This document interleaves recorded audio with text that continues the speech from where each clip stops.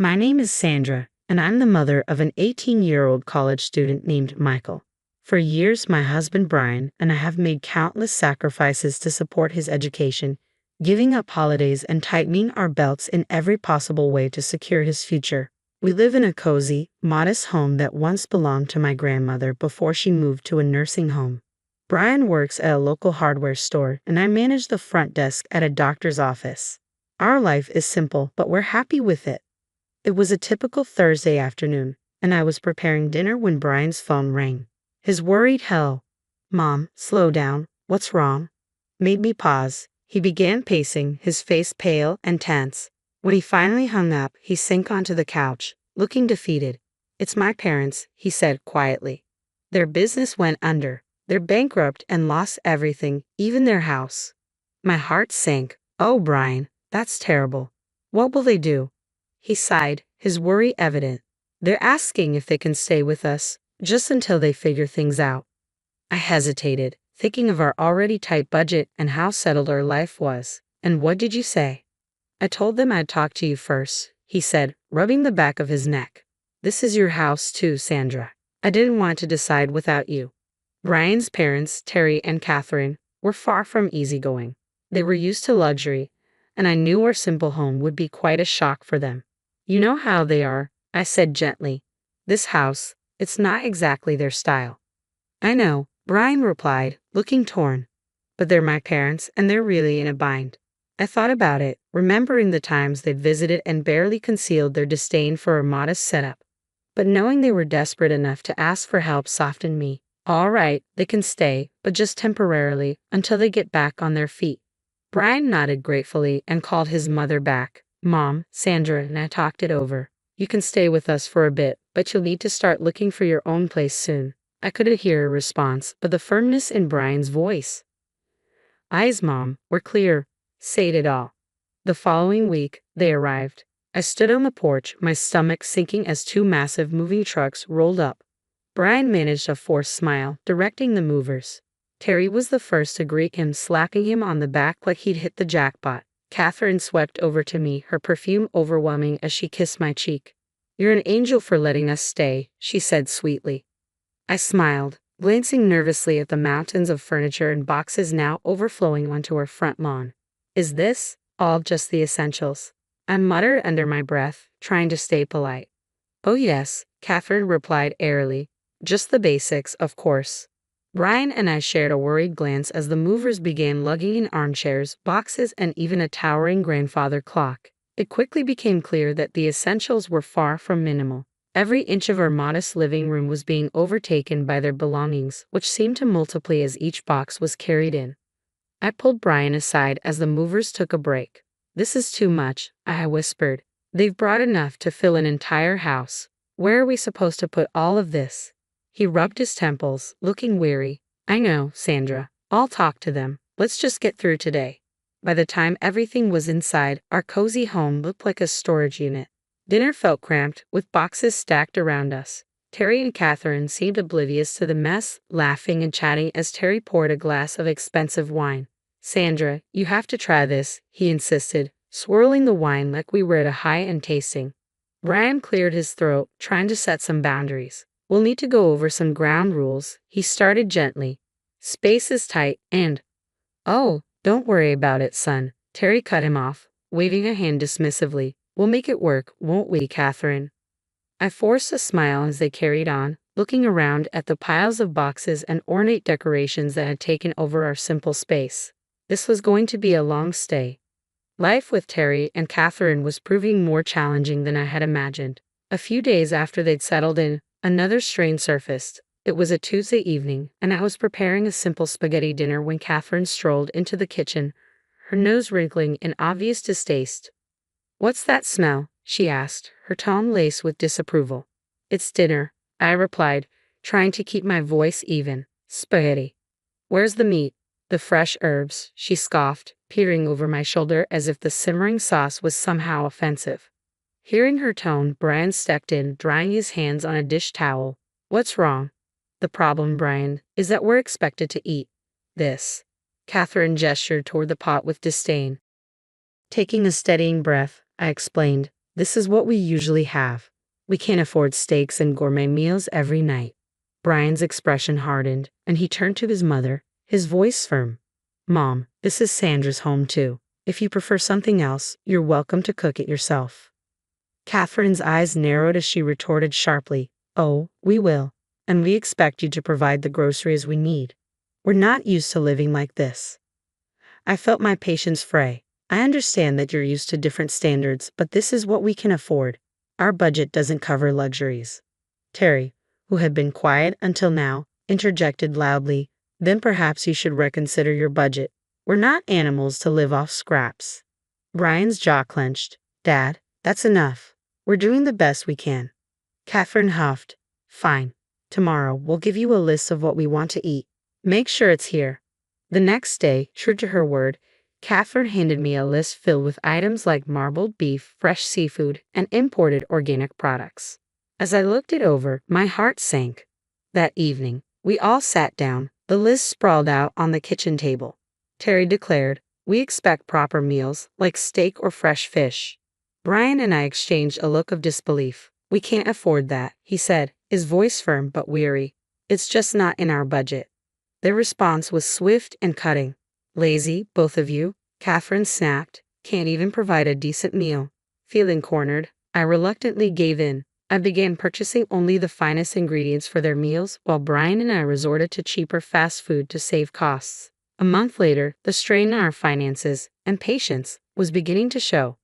After reviewing our expenses, I was stunned to see our food budget had doubled. Catherine's long, luxurious baths had sent the water bill soaring as well. Dinner had turned into a nightly battleground, but tonight felt like the breaking point. As Terry and Catherine enjoyed their plates of marbled steak and imported fish, Brian and I sat opposite them with simple pasta, the only meal we could afford. The difference on our plates was stark, highlighting an ever-deepening divide. Unable to hold back any longer, I finally spoke. This has to stop. We can't keep living like this, eating different meals. From now on, everyone in this house will eat the same food, and it'll be within our budget. Terry laughed dismissively, a grating sound that tested my patience. You expect us to eat that slop? It's not slop, it's dinner. What we eat. I shot back, my voice tinged with frustration. The laughter vanished from Terry's face, replaced by a scowl. Catherine's tone turned sharp. How can you be so greedy and lazy? Cooking a decent meal isn't that hard. Both of them looked at Brian expectantly, as if waiting for him to side with them. That was it for Brian. He slammed his hand down on the table, making the plates rattle. First off, this is Sandra's house as much as mine, and you will treat her with respect, he said, his voice resonant and firm. Catherine's eyes filled with tears, her voice trembling. I never thought I'd see the day when you, my son, would shout at me like this. Terry's frustration boiled over as he jabbed his finger toward Brian. Look at you, completely whipped and following her every command. Is this really who you've become? I kept my composure, though my heart was pounding. Enough. This conversation is over. From now on, no more lavish spending on steaks or seafood. We all eat the same, simple meals. A frosty silence fell over the room as Terry and Catherine pushed their chairs back and left the table without another word. Brian and I remained, surrounded by the heavy quiet. He reached across the table, squeezing my hand. I'm sorry it came to this, he said softly. I nodded, feeling the weight of the evening settle on us. Me too, but it's the right choice. We can't keep living like this. After that night, the atmosphere at home grew quieter, but the tension simmered beneath the surface. Terry and Catherine's silence carried a hint of defiance, as though they were biding their time. A few days later, as I was cleaning up from a simple lunch of sandwiches, the doorbell rang. Expecting a delivery or perhaps a neighbor, I went to the door, only to be met by a delivery man holding a large, fragrant bag from an upscale local restaurant. Delivery for Sandra? He asked, glancing at his clipboard. I stared, confused. There must be a mistake. I didn't order this. Just then, Catherine appeared beside me with an overly bright smile. Oh, I decided to treat us to a nice meal. We deserve a little comfort after all the tension. I hesitated, holding the bag. Catherine, we discussed this. We're cutting back on expenses. She avoided my gaze, giving a dismissive shrug. Well, I thought a little treat wouldn't hurt. I thought it was on your tab, dear. My mistake, Catherine said lightly. Brian entered from the kitchen, catching the end of our conversation. "What's going on?" he asked.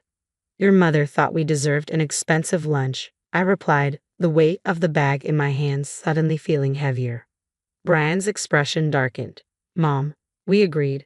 "No more of this." From the hallway, Terry's voice boomed. "What harm is a little lunch going to do? You can't expect us to live like hermits forever." I placed the bag on the counter, frustration rising. "It's not just about this lunch. It's every unnecessary expense. We've already said we're sticking to a budget." Catherine's demeanor turned icy. "If you're going to fuss over a simple meal, perhaps we won't bother next time." Brian pinched the bridge of his nose, exasperated. "It's not just about the meal. It's about respecting the household rules. You can't keep undermining us." The argument circled on until at last Terry and Catherine retreated to their room, leaving the untouched, costly lunch on the table. Brian and I exchanged a glance, a silent agreement that this had gone too far. "I'll call the restaurant, explain the situation, and cancel any future orders made without our approval," I said, picking up the phone. Brian nodded, his resolve firm. "I'll talk to them again. This sneaky behavior has to stop." Peace was fleeting. After the unauthorized lunch, Catherine and Terry simmered with barely concealed resentment, and the tension was thick enough to cut. Then, one evening, as I was washing dishes, the calm shattered once more. Brian had just come in from the yard, looking worn, and I was about to ask about his day when a sudden crash from the living room had us both sprinting to investigate. We found Terry looming over a shattered vase, one of the few heirlooms I deeply valued. "What just happened?" Brian asked, his voice measured despite the scene. "It just slipped out of my hand," Terry replied, his tone devoid of apology and edged with defiance. As Brian crouched to gather the broken pieces, I couldn't hold back. "That vase was an heirloom from my grandmother. It has more history with this house than any of us." Catherine, leaning in the doorway, dismissed it with a shrug. "It's just a vase. You can always find another." "That's not the point, Catherine," I shot back, anger rising. "This is about respect, something that's clearly lacking here." Terry raised his voice, his frustration boiling over. "Respect? How about the way you treat us like second-rate residents in our own home?" Brian rose to his feet, facing his father directly. "You're here because we allow it, Dad. Don't forget that." "It doesn't feel like we're allowed anything," Catherine snapped, her tone sharp. "It feels like we're just tolerated." Living with Terry and Catherine was like navigating a minefield, but one particular evening pushed me to my limit. We were sitting at the dinner table, the scene of countless past disputes, when Catherine dropped an astonishing new request. "Brian, I saw a lovely coat today, and I think we should use Michael's college fund to buy it," she said, as casually as if she were suggesting a change in coffee brands. I choked on my drink, setting my glass down forcefully. "Excuse me, what did you just say?" With a sweet smile, Catherine mistook my shock for agreement. "It's only money, dear. Michael can take out loans for college, and I do need a new coat." Brian, who had been silently fuming, slammed his fork down. "Mom, that's not happening. That fund is for our son's future, not for your shopping spree." Catherine's expression soured. "How can you deny your mother such a simple thing?" "It's not simple, and we're not discussing this further," Brian said firmly, bringing the matter to an unmistakable close. My last shred of patience finally broke. "Enough," I said firmly, standing up. Terry's voice rose, echoing through the room. "You're being unreasonable and cruel. We're your family." His tone turned cold as he added, "Maybe the local news would like to know how you treat your parents. Imagine what your employers might think." Anger and unease churned within me, but I felt my resolve solidify. "This isn't how a family behaves," I replied. "You both need to find somewhere else to live. This arrangement isn't working." Catherine started crying, casting herself as the victim, while Terry continued with accusations and thinly veiled threats. The argument ended with them storming off, leaving Brian and me in a heavy silence.